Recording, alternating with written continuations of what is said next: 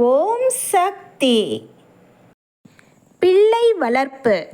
உங்கள் பிள்ளைகள் ஆணாக இருந்தாலும் பெண்ணாக இருந்தாலும் ஆன்மீகத்திற்கு நெருங்கி வரவில்லை என்றால் எதிர்காலத்தில் போதை மருந்துகட்கு அடிமையாக நேரிடும். அது கருதியே குடும்பமாக ஆன்மீகத்தில் ஈடுபட வைக்கிறேன். அன்னையின் அருள்வாக்கு. அருள்வாக்கு என்ற பாத்திரம். என்னுடைய அருள்வாக்கு என்ற பாத்திரத்தை பயன்படுத்தி எதிர்கால வாழ்வினை அமைத்துக் கொள்ள வேண்டும். எல்லோருக்கும் பகிர்ந்தளிக்க வேண்டும்.